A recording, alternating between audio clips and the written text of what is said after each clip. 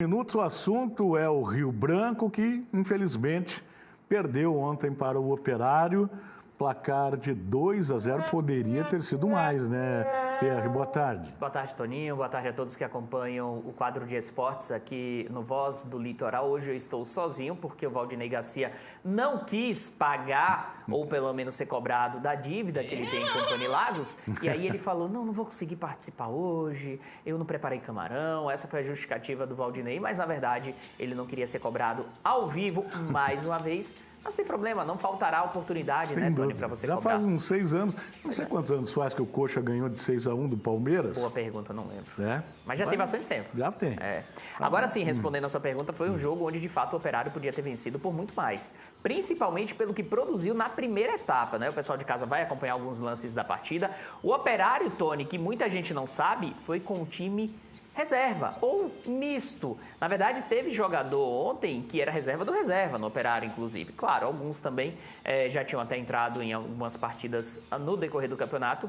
E foi um time bem alternativo, a equipe do Fantasma. Mesmo assim, principalmente no primeiro tempo, pressionou e muito o Rio Branco, que foi com uma tática bem retranqueira. Foi um time que não se propôs a incomodar a defesa adversária, foi um time que não conseguiu criar muitas oportunidades, principalmente na primeira etapa da partida, e não à toa foi pressionado do começo ao fim, principalmente no primeiro tempo, a equipe do Rio Branco. Continua numa situação delicada, o Rio Branco que segue fora da zona de rebaixamento, mas com a mesma pontuação da primeira equipe na zona de rebaixamento, e daqui a pouco a gente vai ver a classificação, e segue numa situação complicada no Campeonato Paranaense. Agora a próxima partida é no final de semana aqui em Paranaguá, na Estradinha.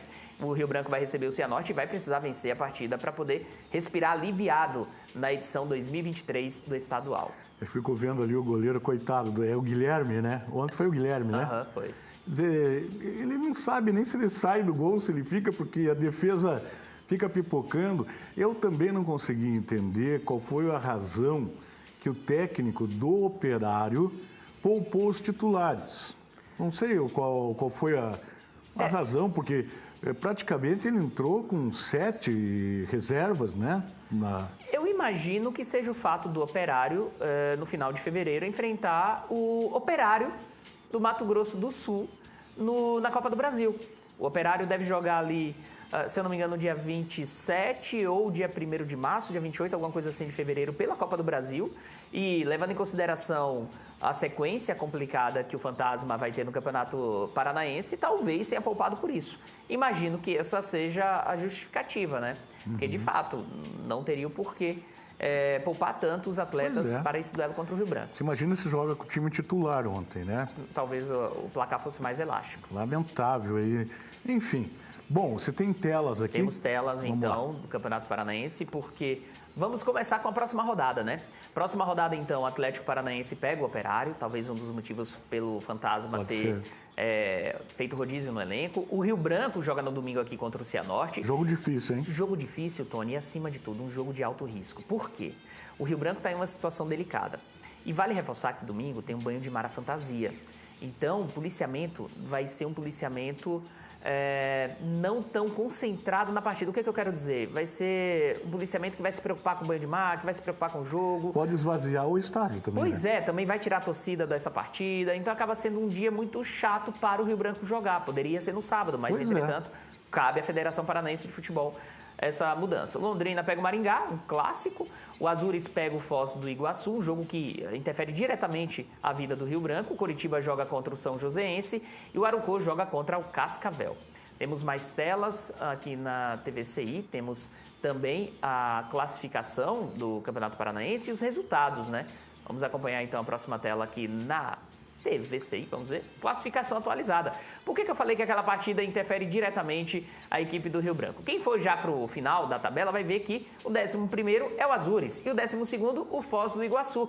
Então, se o Rio Branco não pontuar, ele vai sair da 10ª posição e vai voltar para a zona de rebaixamento. Esperamos que vença o Cianorte e tenha uma vida mais fácil no campeonato. Agora, o Paranaense é liderado pelo Atlético com 22 pontos, seguido pelo Operário, que é o segundo colocado, com 19, e o Coritiba, que joga hoje, tem 17 pontos. Maringá, Cianorte, Cascavel, São Joséense e Londrina fecham ali os 8 times que se classificariam. Rio Branco é o 10º com 4 pontos, o Arucó ali na 9ª posição com 6, o Azures na zona de rebaixamento junto com o Foz do Iguaçu. Ou seja, 9º e 10º não acontece absolutamente nada. Nada. Nem cai, nem continua no campeonato. É a zona do nem-nem. O 11º e o 12º caem. Exato. Bom, mas aí também, se você olhar a classificação, não justificaria muito o Operário poupar jogadores, porque até os 3 primeiros estão praticamente assegurados para a próxima fase. Mas se o técnico entendeu agora, a questão é o seguinte, a diretoria do Rio Branco pediu para antecipar esse jogo? Boa pergunta. Aí é que está, né? Porque domingo não seria, nesse domingo especificamente, dia de jogar futebol aqui em Paranaguá. Tem o Banha Fantasia que toma conta da cidade. Verdade. Sei lá, eu não sei, eu acho até estranho, mas enfim. E os resultados da rodada, né, Tony? São Joséense empatou com o Arucó, o Operário venceu do Rio Branco 2-0, Maringá jogou contra o Azures e venceu 3-0, o Cianorte perdeu para o Atlético 1-0. Temos jogos hoje, então o Foz do Iguaçu recebe o Londrina e o Cascavel joga contra o Coritiba. Se o Foz ganhar, e a gente vai torcer para que isso não aconteça, o Rio Branco volta para a zona de rebaixamento ainda nessa rodada. Vamos torcer para o Londrina, né? Dá-lhe Tubarão. E o filho do Pelé não resistiu, né? Não resistiu, caiu no Londrina. Foi embora do Londrina. Sabe quem foi cotado para o Londrina? Quem? Alan Al. Opa! Foi cotado para o Londrina e para o Vitória. O Vitória, que está na Série B do Campeonato Brasileiro.